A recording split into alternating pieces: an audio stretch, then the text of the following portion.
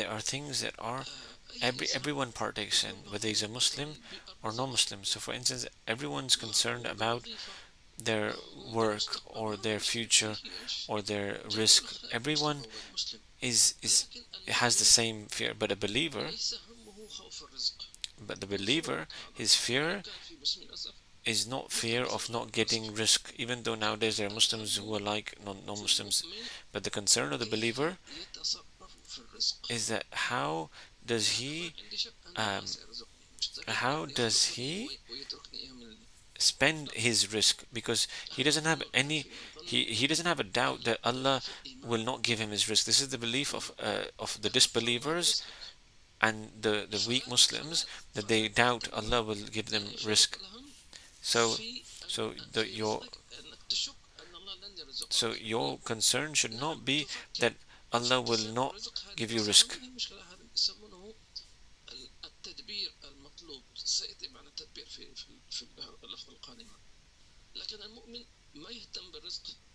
But the believer is not concerned about his risk, but he's concerned about how he spends his risk, or how it will come to him, as in, and how he will spend it. And also thirdly, that it does not distract him from Allah. This is a believer. This is the required concern that a believer should have. We're not saying don't be concerned about your risk. Risk will come, and if it's delayed, then don't be anxious. The anxiety, if the anxiety should be that the delay is because of my sin. I'll give you a simple example, that from the means of delayed risk, from the means of delayed risk is to delay prayer. If you delay prayer, you delay your risk. Remember this axiom, this rule. Put it in your hearts, not just in your ears, and teach your children this, and raise them with this belief. If you delay your prayers, your risk will be delayed. End of story.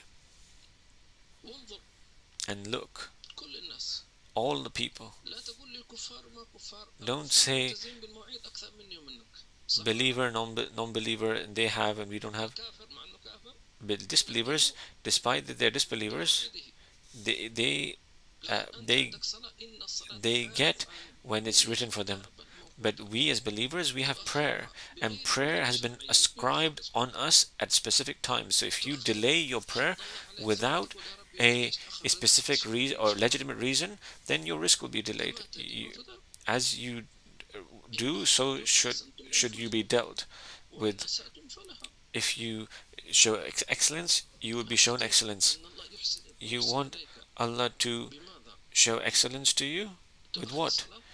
You delay by you delaying prayer, by you delaying worship, by you delaying the obligatory prayers, and then you expect from your Lord, and you say, why did you delay? Why did you delay?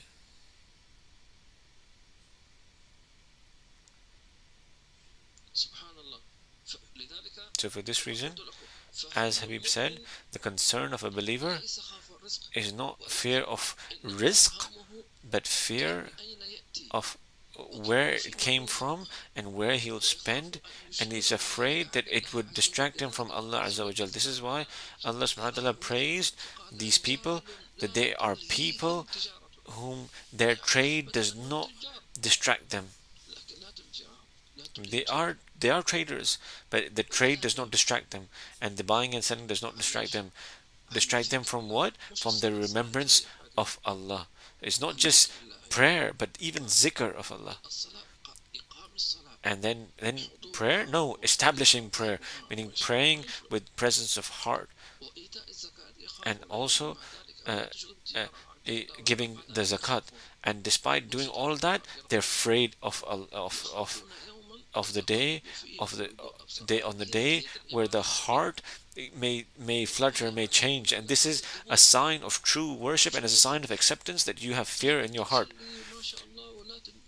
You are praying, and and so how could it be that you're praying and you're doing zikr and trade does not distract you? Still you're afraid? Yes, this fear will stay with you until you enter paradise.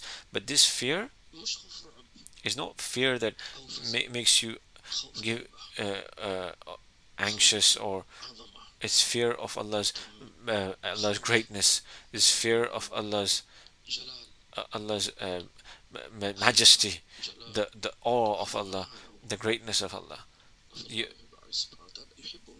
so Allah loves that a servant has awe of his Lord, but in this awe there is tranquility and there is goodness. And then He says, uh, guard your concerns, meaning don't let this concern affect your personality, your character. Meaning a person is afraid for his children, but because the extent of his fear and his love for them, he says, I will not make them wake up for Fajr. Poor kids, they have exam today and they were up late. No, this is not how concern. This is not correct concern. He says, guard your concerns. Be preoccupied with addressing your faults, and he called it an occupation, a preoccupation. And from here we say that there is no free time for a believer. Don't say I am free. He's saying this is your occupation. If you don't find a worldly occupation, then don't forget your main occupation, which is the correcting of your faults. What do we fix our faults for? So that we prepare ourselves to meet our Lord. So this world is, in summary, an opportunity for us, like a workshop, to correct ourselves. So be preoccupied with addressing your faults from not seeking out the faults of others. They say every act of worship from the worships has an impact on correcting your faults. In fact, every single sunnah from the sunnahs of the Prophet ﷺ, there is a healing and purification. This is what's called purification of the lower self. This is why the righteous predecessors did not neglect any of the sunnahs. They would consider it a type of correcting of the lower self. It's like a medicine. Sunnah is like a medicine for the heart. Do not belittle it. Do not say, oh, no problem.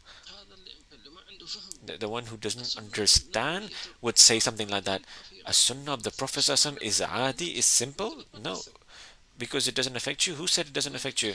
Who is this fool who says that the sunnah does not affect you? Don't think sunnah is that if you don't do it, you won't get reward. That's the least, and is missing out on reward something less important? So, okay, forget reward. Sunnah is not just that you get reward or you miss out on reward.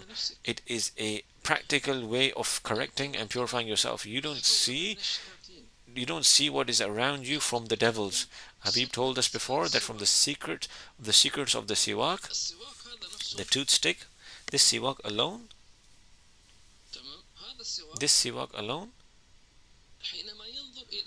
when the devils look at it, they get afraid. And some people might be confused, they'll be like, or shocked. How can this stick do something like that? It's just like a stick. It can't harm anything. The shaitan looks at that stick like how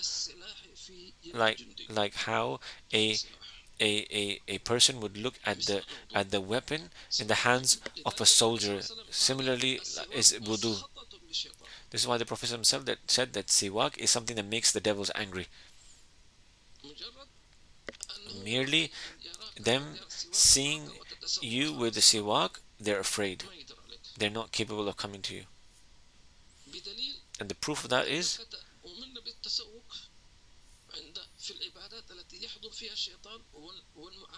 And also the worships where the devils come are wudu, and when you pray,